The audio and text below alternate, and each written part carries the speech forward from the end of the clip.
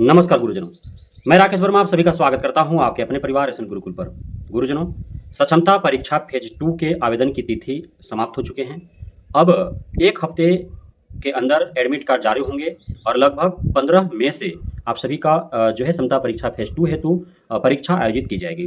पिछले बार चूंकि आवेदक अत्यधिक थे, लगभग 2,22,000 के आसपास आवेदक थे।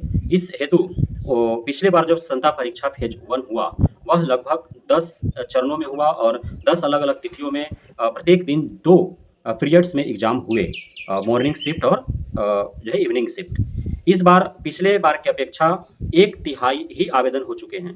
लगभग 70,000 के करीब आवेदन हुए हैं। उसमें भी कितने आवेदन कंप्लीट है, कितने पेंडिंग है, कितने अप्रूव्ड हो पाया, कितनों का एडमिट कार्ड जारी हो पाएगा, यह कह पाना भी मुश्किल है। पूरा डिटेल्स जो है शिक्षा विभाग ने पिछले बार की तरह इस बार जो है आंकड़ा नहीं दे पाया है, इसलिए कहना मुश्किल है। ओवरऑल 70,000 के करीब आवेदन हुए हैं। तो आपका 15 में या उसके बाद 15 से 20 मई के आसपास शेड्यूल जारी हो जाएगा, जो है एग्जाम होगा। एग्जाम होने के बाद लास्ट में तक ही आपका परिणाम घोषित हो जाएगा। परिणाम घोषित होने के साथ ही आप सभी को डिस्ट्रिक्ट अलॉट हो जाएगा।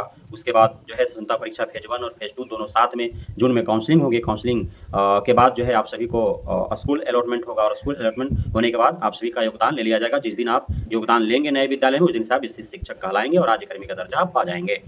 तो अब इसमें कई महत्वपूर्ण बातें निकल कर के आ रही है। सबसे पहला बात है कि आखिर ये जो क्षमता फेज 2 आया, तो इस हेतु चूँकि सबको जो है उनकी इच्छा पर छोड़ दिया गया कि जो नहीं परीक्षा में सम्मिलित हुए, वो जो नहीं आवेदन कर पाए, वो जब आवेदन करके सम्मिलित नहीं हो पाए, वो जो पास कर गए, वो जो अच्छे मार्क्स भी आ गए, उनका भी, जिनका होम डिस्ट्रिक्ट मिला उनका भी, जिनका होम डिस्ट्रिक्ट नहीं मिला उन्हें भी, सभी को जो है आवेदन करने के लिए स्वतंत्रता प्रदान की गई, सभी को आमंत्रित किया गया।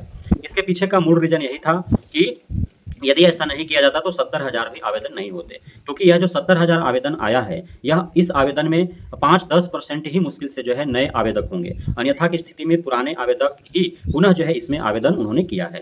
तो पुराने आवेदक कौन-कौन है? तो पहला कि आप सभी ने देखा कि 2,22,000 आवेदन हुआ, लेकिन रिजल्ट कितना हुआ? 1,87,000। तो उसमें जो है लगभग 70,000 में 50% तो वही हो गए। उसके बाद 50% वे लोग हैं, 50% में अधिकांशतः वे लोग हैं जिनका मार्क्स कम आया है। होम डिस्ट्रिक्ट भले ही उनको मिल गया, चूँकि जो स्कूल अलॉटमेंट होगा वह भी मेरिट के आधार पर ही होने हैं। तो इसलिए जिनका मार्क्स कम है, जिनका सेकंड चॉइस मिला, थर्ड चॉइस मिला या फर्स्ट चॉइस भी मिला, मार्क्स कम होने के बावजूद भी, तो उन सभी ने पुनः आवेदन किया। नए मुश्किल से 5 से 10% ही लोग नए होंगे। तो अब पुराने लोग क्यों नहीं आवेदन किए? नए लोग ही क्यों आवेदन किए? तो पुराने लोगों का जहाँ तक सवाल है, तो बहुत ऐसे आवेदक हैं जिनका 18 साल, 14 साल, 12 साल इस प्रकार से उनका एक्सपीरियंसेज है। अब वे यदि चूँकि क्षमता फेज 1 में जो है काफ़ी कुछ क्लियर नहीं था, काफ़ी कुछ संदेहास्पद की स्थिति में थे लोग, काफ़ी भ्रामक स्थिति उत्पन्न कर दी गई थी। एससीएसटी के पाठक ने भी जो उन्होंने 5 सदस्यीय कमेटी में जो यह निर्णय लिया था कि जो क्षमता परीक्षा नहीं देंगे, फेल कर जाएंगे, उनको नौकरी से निकाल दिया जाएगा, तो माननीय हाईकोर्ट ने उसको निरस्त कर दिया और पुनः जो नियोजित रहना चाहते हैं नियोजित रहें, जो विशिष्ट बनना चाहते हैं विशिष्ट बने। तो अब उसके बाद से काफ़ी कुछ जो है सामने निकल कर के आया माननीय कोर्ट से।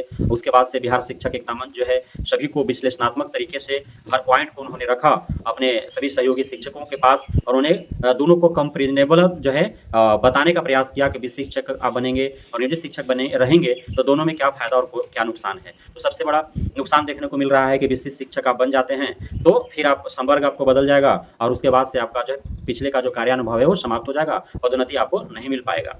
और नियोजित शिक्षक रहते हुए भी आप वो सभी लाभ प्राप्त कर सकते हैं जो आप विशिष्ट शिक्षक रह करके आप प्राप्त करेंगे। तो इस वजह से जो है देखा गया कि बहुत कम आवेदन हुए, उदासीनता देखी गई क्योंकि सब कुछ क्लियर हो चुका था। अब इसमें है कि फ़ायदा और नुकसान का जहाँ तक सवाल है, तो मैंने पिछले के वीडियो में आप सभी को बताया प्रमोशन को लेकर के और एरियर को लेकर के। एरियर को हमने एरियल लिख दिया, एरियल कह दिया, तो कुछ लोग कमेंट कर रहे थे। प्रमोशन, चूँकि प्रमोशन जो है PROMOTION होता है प्रमोशन, तो उसको हिंदी में हमने प्रमोतलाविस न लिख दिया, उसको लेकर के बहुत लोग कमेंट कर रहे थे। तो ऐसा नहीं है कि मुझे समझ नहीं है और मुझे एरियर और प्रमोशन मुझे बुझाता नहीं है कैसे लिखना है, तो वो खैर कमेंट करने वाला को करने दीजिए, वो बहुत तेज बन रहे हैं तो बनने दीजिए, उसके लिए दिक्कत नहीं है। वो हमारे शुभचिंतक है कि यदि उनको लग रहा है कि वहाँ पे गलत है तो हमें करेक्ट करने का प्रयास कर रहे हैं, उनको तहे दिल से शुक्रिया, ताकि हमें भी कुछ सीखने और सुधार करने का, संशोधन करने का मौका मिले उनके वजह से। तो अब है कि जो प्रमोशन का जो सवाल है, तो जिनका एक्सपीरियंस अब तक कंप्लीट हो चुके हैं, क्योंकि प्रत्येक 8 वर्ष पर आपका जो है आप 1 to 5 से 6 to 8 से वरीय 6 to 8 हो जाएंगे। फिर स्टॉप, फिर जो 9th-10th में है वो 11th-12th में, 11th-12th से फिर वरीय 11th-12th में हो जाएंगे। अब बहुत ऐसे हैं जिनका सेकंड टर्म प्रमोट उनको होना चाहिए था, लेकिन फर्स्ट टर्म भी उनको प्रमोशन नहीं मिल पाया शिक्षा विभाग की व्यवस्था के कारण। तो अब वे उनके मन में संशय है कि उन्हें प्रमोशन मिल पाएगा तो नहीं मिल पाएगा। जब विशिष्ट शिक्षक बन जाएंगे तो, और प्रमोशन लेकर के विशिष्ट शिक्षक बनते हैं तो उनको आर्थिक लाभ भी अत्यधिक मिलेंगे। 1 to 5 में है, 6 to 8 में उनको प्रमोशन 2-4-6 महीने में मिलने वाला है, और उससे पूर्व ही विशिष्ट शिक्षक बन जाएंगे तो प्रमोशन नहीं ना मिलेगा, 1 to 5 में ना जाएंगे विशिष्ट शिक्षक बन के। अब विशिष्ट शिक्षक के रूप में पुनः उनको 8 साल जो है सेवा देना होगा, उसके बाद वो 6 to 8 में जाएंगे। तो इस जो आर्थिक लाभ तो उनको नहीं मिल पाएगा, नुकसान हो जाएगा। अब इसमें जो है कि जो दोबारा दे रहे हैं परीक्षा उनको क्या फायदा और नुकसान है। तो दोबारा दे रहे हैं उनको सबसे बड़ा नुकसान है आर्थिक नुकसान, और दूसरा नुकसान है कि ये जो आपका भीषण गर्मी है इसमें आपको जाना पड़ेगा यत्र तत्र, कहाँ सेंटर दे देगा, किस क्षेत्र में दे देगा, कितना सिटी से दूर होगा, पैदल जाना पड़ेगा, गाड़ी मिलेगा कि नहीं मिलेगा, कहाँ ठहरिएगा रहिएगा, तो ये सारी समस्याएं हैं। तो ये 2 चीज़ हो गया। अब सबसे बड़ा चीज़ है कि इसमें जो दोबारा दे रहे हैं उनका 1100 रुपये आपको पुनः जो है लग जाएंगे, परीक्षा शुल्क लग जाएंगे, उसके बाद आने जाने रहने ठहरने, मतलब 5000 रुपया मिनिमम जो है आपको खर्च है, उससे अत्यधिक ये कम नहीं है। और भीषण गर्मी का मार तो झेलना ही पड़ेगा।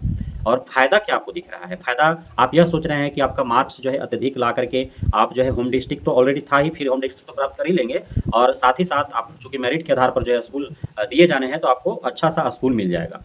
तो इसमें हम कुछ कह नहीं सकते हैं, लेकिन डिस्ट्रिक्ट अलॉटमेंट का जहाँ तक सवाल है वहाँ तक तो खैर हमें कुछ टिप्पणी नहीं है, लेकिन विद्यालय अलॉटमेंट में जो है बहुत कुछ टीआरई 1 टीआरई 2 में भी जो है वो झोल झाल सुनने को मिला है, तो क्षमता में भी होगा ही, तो वो बहुत बड़ा ही जो है आपको फायदेमंद, हमको नहीं लगता है कोई फायदा है आपको दोबारा देने से। यदि आपको होम डिस्ट्रिक्ट मिला है और सिर्फ इसलिए आप दोबारा दे रहे हैं कि अच्छे मार्क्स आएंगे तो होम डिस्ट्रिक्ट के साथ आपको पसंदीदा विद्यालय भी मिल जाएगा, तो यह जो है मुश्किल नहीं, नामुमकिन मेरे हिसाब से है। अब जो है कि सरकार को इससे क्या फायदा है, तो सरकार को इससे क्या फायदा है आप सभी को पता होना चाहिए। यदि उन सभी को स्वेच्छा पर आधारित नहीं होता, स्वतंत्रता यदि नहीं दी जाती, यदि यह बाध्यता लगा दिया जाता कि जो एक बार क्षमता दे चुके हैं और पास कर चुके हैं तो दोबारा नहीं बैठ सकते हैं, तो फिर मुझे जहाँ तक उम्मीद है कि जो 70,000 आपको दिख रहा है वो 30-35 हज़ार पर आ जाता, 50% पर आ जाता वो, तो कितना बड़ा नुकसान होता।